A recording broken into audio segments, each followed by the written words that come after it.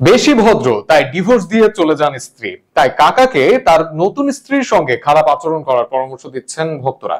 যেহেতু কাকা মাঠেও মাঠের বাইরে নেহাত ভদ্রলোক, পরিবারেও ছিলেন ভদ্র, তবে তার স্ত্রীর জীবনে তাতে সুখ আসেনি, কেননা অতিরিক্ত ভালো তার কাছে বিরক্তির কারণ ছিল। তাই তো ছেড়ে যান কাকাকে। আর এই ঘটনার কারণে ভক্তরা চাইছেন কাকা যাতে এলোমেলো লাইফ কাটান নতুন স্ত্রীর সঙ্গে। বেশি ভদ্র তাই ডিভোর্স দিয়ে চলে যান স্ত্রী। ফুটবলে যেমন পারফেকশনিস্ট ছিলেন কাকা, ব্যক্তি জীবনেও ঠিক ততটাই নিখুঁত ছিলেন। 2015 সালে প্রথম স্ত্রী ক্যারোলিন সেলেকোর সঙ্গে বিচ্ছেদের খবর প্রকাশ্যে আসতেই অনেকেই অবাক হয়েছিলেন। কারণটা আরও বিস্ময়কর, কাকা নাকি ছিলেন অত্যাধিক ভালো একজন স্বামী। ক্যারোলিন নিজেই এক সাক্ষাৎকারে বলেছিলেন, কাকা কখনো আমাকে ঠকায়নি, বরং সবসময় আমার যত্ন নিয়েছে, প্রয়োজনের সময় পাশে থেকেছে, চমৎকার একটি পরিবার দিয়েছে। কিন্তু সমস্যা হলো সে আমার জন্য খুব বেশি পারফেক্ট ছিল, তাই আমি সুখী ছিলাম না। এমন এক বিস্ময়কর অভিযোগে ভেঙে যায় তাদের সুখের সংসার।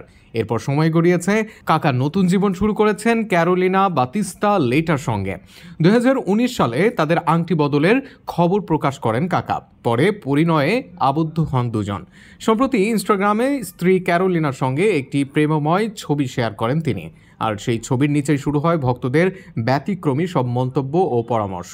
প্রথম স্ত্রীর সঙ্গে বিচ্ছেদের কারণ মাথায় রেখেই রসিকতা করে অনেকে লিখেছেন, এবার টাওয়েলটা বিছানার উপর ফেলে রাখো, ইচ্ছে করে বিবাহ বার্ষিকী ভুলে যেও, বন্ধুদের সঙ্গে পার্টি করে মাতাল হয়ে ফিরে এসো, কিংবা মাঝে মাঝে স্ত্রীর সঙ্গে একটু খারাপ ব্যবহার করো যেন কাকা আর অতিরিক্ত ভালো না হন। এই মন্তব্যগুলো নিছক রসিকতা হলেও এর পেছনে লুকিয়ে আছে সামাজিক মনস্তত্ত্বের এক অদ্ভুত প্রতিচ্ছবি। কাকা হয়তো বিশ্বের অন্যতম সেরা মিডফিল্ডার, কিন্তু পারিবারিক জীবনের খেলায় পারফেকশনিস্ট হওয়াটাও যে কখনো কখনো অপরাধ হয়ে উঠতে পারে, সেটাই যেন চোখে আঙ্গুল দিয়ে দেখিয়ে দিলেন তার প্রাক্তন স্ত্রী।